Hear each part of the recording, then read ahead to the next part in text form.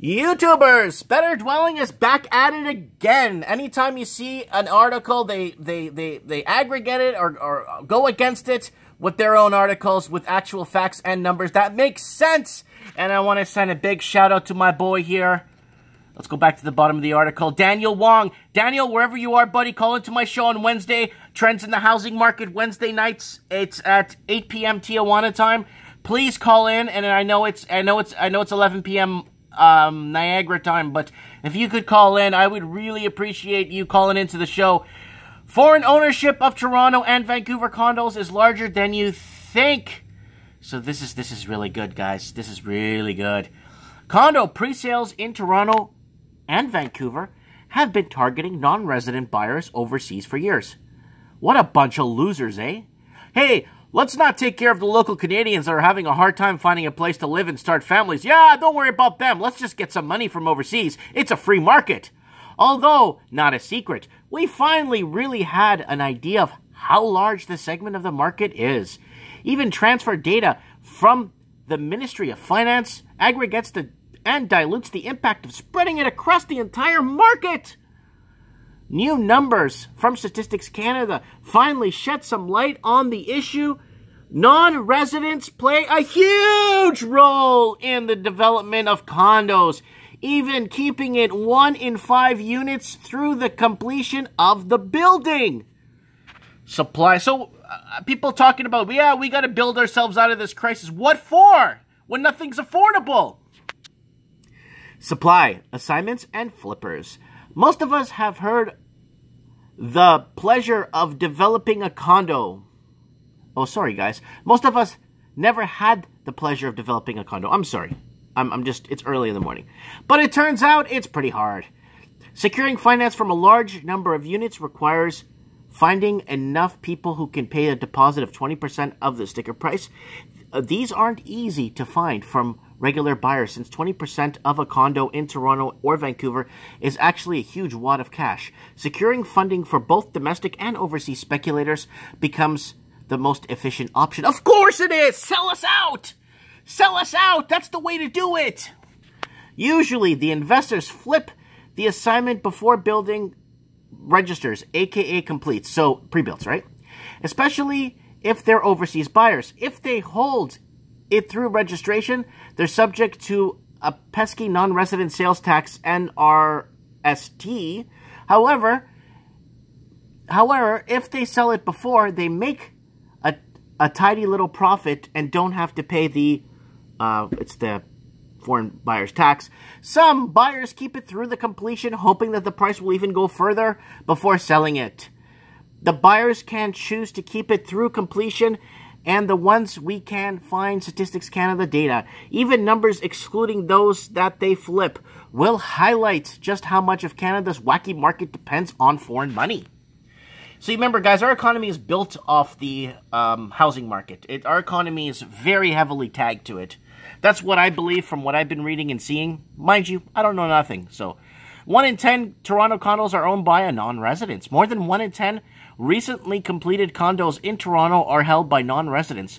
Non-residents, for those that don't know, are people that declare their primary home in another country. Isolating condos, apartments, construction between 2016 and 2017, we find that non-residents own 11.32% in the Toronto Census metropolitan area. That's a lot, people.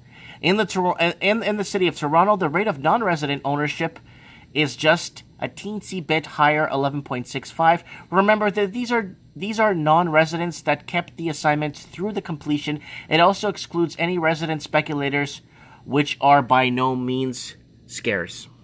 Oh yeah, speculators all over the place, people. And they're speculators, not investors. Speculators. Speculating in a market. Bitcoin is speculation, not investment, okay? Big difference. The Toronto non-resident ownership of condo apartments by period of completion. So check this out here. There's the totals. There is the period of completion. There are the years. Wow, it goes back to the 1960s.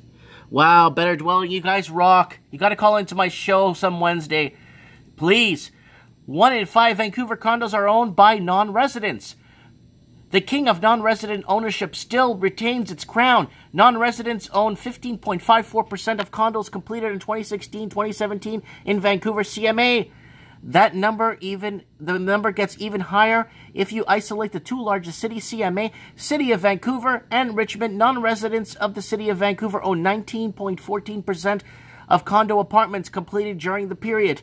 In the Chinese-Canadian suburb of Richmond, their number is even higher than 23.69. It's almost a fifth of the condos used as a second home or kept empty. That's huge! So let's look at this. Vancouver non-resident ownership of condo apartments by period of completion. So here you go here. Look at that. Look at 2017, eh? 16 to 17. Wow. So you got each city here. You broken down. City of Vancouver, Richmond, and let me see here. Vancouver. Oh, CMA. So, surrounding Vancouver area. Statistics Canada. It can be stressed enough that these are just the non-resident owners. There's likely a significant portion of domestic investors that are playing a similar role, making it harder and less profitable for non-residents to buy homes, and it is a popular method for attempting to tackle this issue. But it doesn't solve the domestic speculation problem. It just gives domestic investors a competitive edge, a more comprehensive strategy for tackling the issues without elevating one type of speculator over another's needs to be found.